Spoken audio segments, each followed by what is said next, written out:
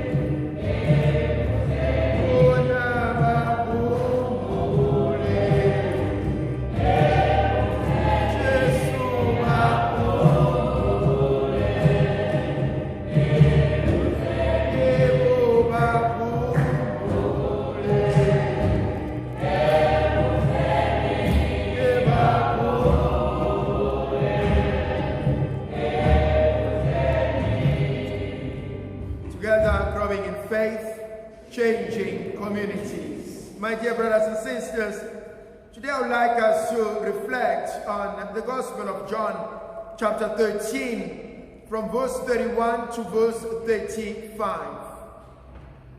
Jesus begins the account in the Gospel of John, chapter 13, by the washing of the feet. He washes the feet of the disciples. And I make an argument that Jesus, as he washes the feet, he is not only getting rid of the dirt in their feet, but rather he washes the whole person. He washes who they are. He washes where they come from. He washes the things they have done. He washes the places they have gone to.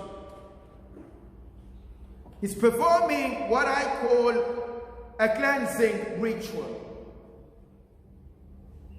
And secondly, Jesus does what a slave should be doing. A son never washes the feet of the master. A daughter never washes the feet of the master. It is the job that is strictly designated for a slave. And so Jesus takes the form of a slave and it begins to serve not his master, but rather his disciples. He's able to go to that level to say, I want to serve you. I want to be with you. I'm not coming into your level, but I'm coming to a level below you. So that I can help you. I can allow you to rise. I can allow you to be your best self. Let's try and unpack these two statements that I've made. The first one, it is Jesus who cleanses the disciples. How many of us need that? That our hearts are so heavy. Our minds are weary. Our souls cannot take us anymore. That we've gone through issues, that we continue to struggle because we've gone and done things that have robbed us of our true selves. We've been with people that have robbed us of the greatness of who we are in the presence of God. How many of us have been made to feel that we are worthless? How many of us have been made to feel that we are sinners? How many of us have been made to feel that we are good for nothing? How many of us have given up in ourselves? How many of us have lost ourselves in the process? How many of us have tried to do things to please others at the expense of who we are? And so when Jesus comes and when Jesus washes the feet of the disciples, which aspect of my life needs cleansing? Which aspect of my family needs cleansing? Which aspect of my psyche needs cleansing? That there are certain things that I now do that I did not do in the past. There are some of us who are now depressed and we depend on medication. There are some of us now who live with anxiety. There are some of us now who struggle with panic attacks. Our BP and sugar level fluctuates. But that's not who we were. Some of us can't sleep at night. Some of us have very low self-esteem. But that's not who we were. Something has happened. And that thing has stolen the true self. And so as we enter into this mystery of this great mess, we ask the Lord to cleanse it. We ask the Lord to purify us. But we also ask the Lord to allow us to regain what we've lost, to reinvest in us that which we have given out to other people. The other aspect for me how much power, how much of your power you've given to someone else. I now allow you to run my life. I now allow you to ruin my life. I now allow you to define who I am. When I get back, I know this is what you will do. When I pick up that call, I know what you will say. When I read that text, I know I will be upset. Is it not time to gain your power back? Is it not time to stand on your 2 feet and say, I have loved you more than you deserve.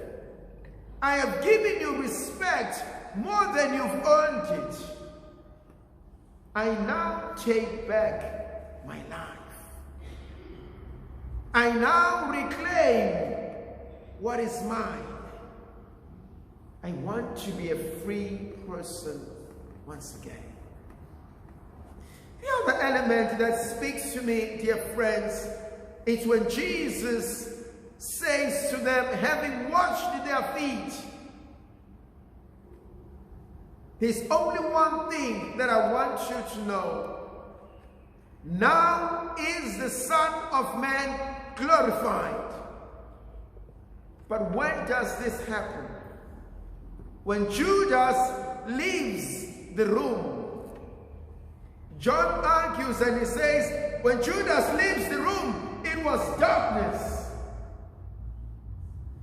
And when it was darkness, Jesus says, now is the Son of Man glorified.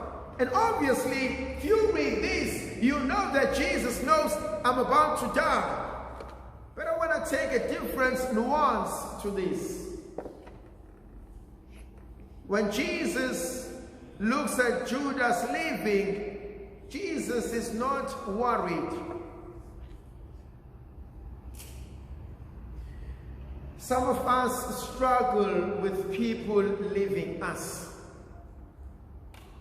I'm afraid he will leave. I'm afraid she will leave.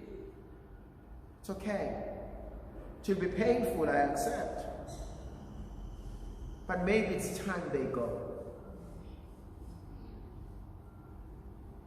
When Judas left the house, the Son of Man was glorified. There are people who left you and who told you as they leave that you are nothing without me. That you will never make it without me. But look at yourself. You're still standing. It was painful when they left. You probably cried yourself to bed. But you're still standing. Bishop T.D. Jakes has this beautiful thing. When they go, let them go. Do not beg people to stay in your life. Do not let people stay for the sake of others. What will others say if I allow him or her to go? We've been friends since high school. Every time I go to Johannesburg, I meet up with him or her. Every time I go to Cape Town, we meet up, we go for coffee. And so what will our friends say if we are no longer together? Who cares? My dear brothers and sisters, we speak so well about our physical well-being. If you cough, you must go and take the cough mixture. You must go and see a doctor, go to Survamani, or go to the chemist. If you have a headache, take the pills. What about our mental health? What about our emotional health? Do you know that you have a right to be angry? but you also have a responsibility to your health. You have a right to hate, but you also have a responsibility to your health. You have a right to be grudging. You have a right to be filled with hatred. But you also must take responsibility to your well-being. Your mental and emotional health, unless we take care of it, will kill us. When Judas left, Jesus began to see the glory of God. I wonder how many people need to live your life before you can start living your true self. Where you can be yourself. You don't need to report. You don't need to be questioned.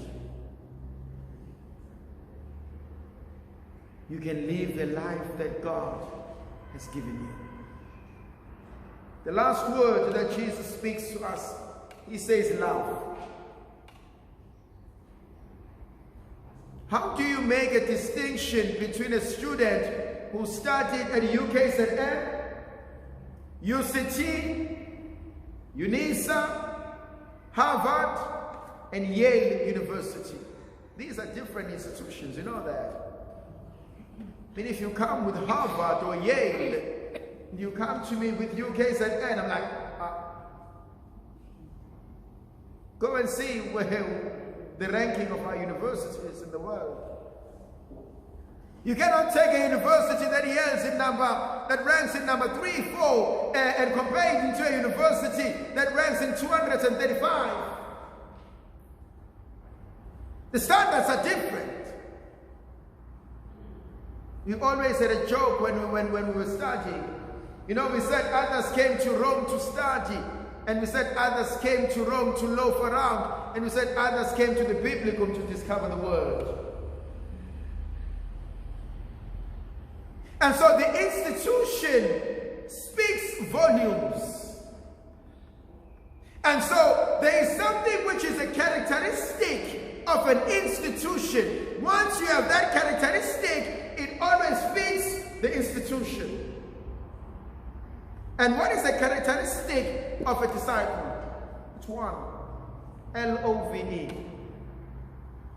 If you love one another, they shall know you are my disciples. If I fail to love, I'm not a disciple of Jesus. But how can I love God without being able to love my brother and my sister that I live with? I can't love God. I don't know him. I've never seen him. It's like someone who goes and collects so much grocery and take photos as they hand it out and go back home. The very same children you have, your own siblings, are starving. You want to be an angel outside and a monster inside.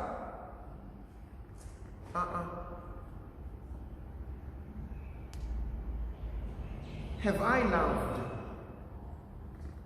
Have you loved?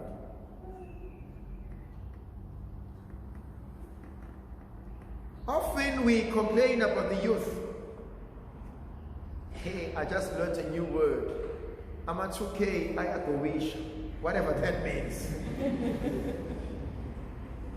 They're going through something, 2Ks. Who are the 2Ks?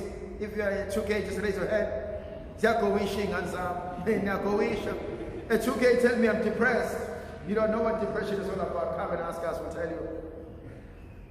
But when we complain about our youth, the problem is not always with the youth. The problem is with parenting.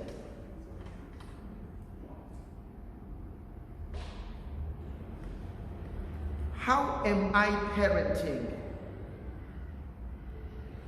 How am I as a parent to you? How am I helping you?